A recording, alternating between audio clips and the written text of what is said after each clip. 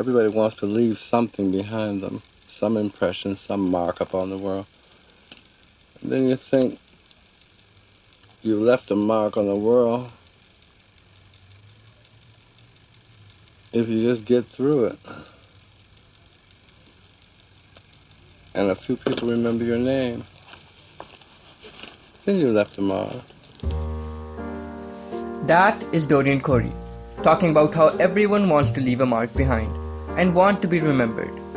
This clip is from the 1990 documentary Paris is Burning.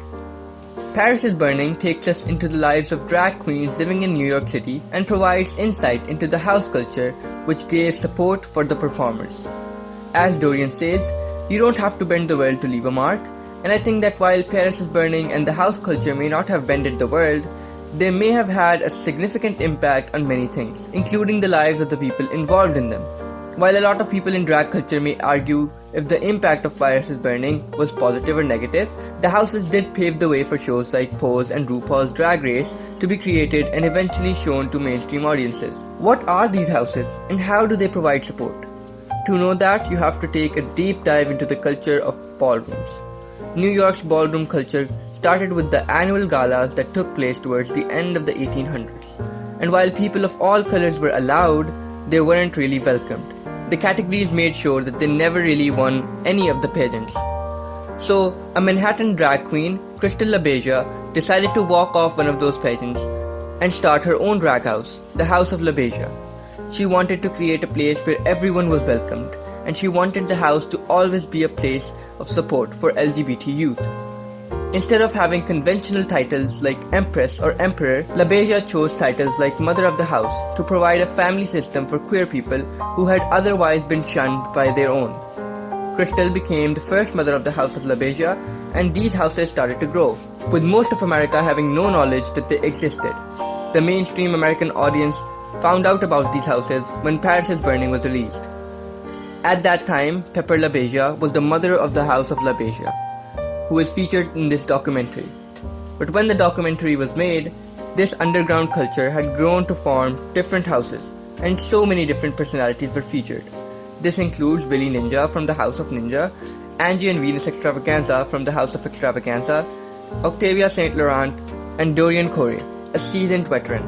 We also meet other people who come to these balls for acceptance and support. You go in there and you feel 100% right of being gay. Being queer in the 1980s wasn't an easy job. The government was using the AIDS epidemic to villainize them while doing nothing to actually help it. Oh yeah, and they basically tried getting concentration camps for them, but that was just Republicans in Georgia. This is exactly why the subjects in Paris is Burning not only refer to these balls as their escape, but also as something that empowers them and helps them see themselves in a more positive light. The mothers of these houses helped look over each house and the children that they protected. A lot of this queer youth would get kicked out of their house for being gay, and they had to look up to these mothers to fill that void that had been created. These houses ended up educating their members about HIV, and they were one of the main players in stopping the epidemic. Of course, the main reason people came to the balls was to live out their fantasies and feel triumph even for one night. These balls had categories for everyone, and they would make sure that you were able to express yourself and walk these stages and feel like whatever you wanted to feel. A lot of times this consisted of looking like actresses or models or CEOs, positions that were not available to queer people. The world would never be ready to fulfill these fantasies, and so these people would sometimes even steal clothes and have nothing to eat to be able to feel glamorous and important for that one night. For some of these people, however, these fantasies did come true to some extent. This is Dorian Corey and Billy Ninja explaining reading, shade, and voguing. Reading became a developed form where it became shade. Shade is, I don't tell you you're ugly, but I don't have to tell you because you know you're ugly. And that's shade.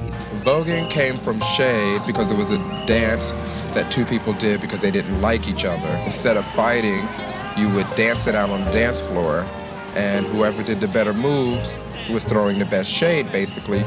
These drag houses invented voguing, and Billy Ninja is considered the godfather of voguing. However, audiences across America already knew about voguing and had just learned about it through Madonna's song Vogue.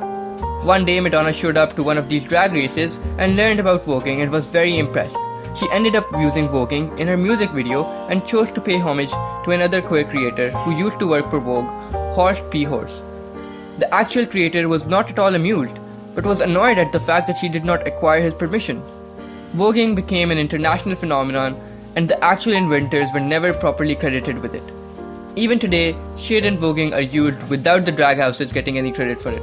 That is the next thing that we are going to discuss, how this film should not be your only source on house culture. While Paris is Burning was the first film that was loved by mainstream audiences, the director of the film is banned from a lot of these houses. The director, a white woman, ended up making millions off of this film, and well, the people that she promised would be taken care of, they were given a few $1,000s that were to be divided among them. The female white director was welcomed by everyone with open arms, and they shared their stories with hopes that they would get fair compensation for it. Instead, they were given close to nothing, and once again, a white person ended up profiting off of the work and pain of a marginalized group.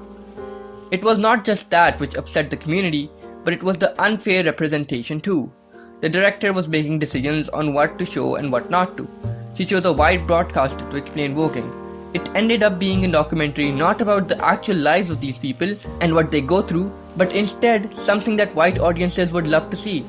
Jenny did nothing to criticize white privilege and that of straight cis people, and villainize the people she was trying to portray. As for the people she did portray, a lot of them died because of AIDS, and Venus, who had extraordinary dreams, was murdered. Her killers have never been found. I want a car. I want to be with the man I love.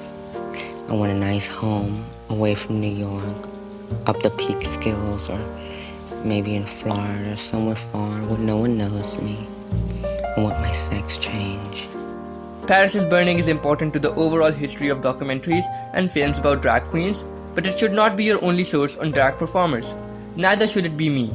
Instead, I recommend that you learn more about drag houses through papers written by Bell Hooks or the follow-up documentary of Paris is Burning, which gives a little more voice to the people being shown by the name of How Do I Look?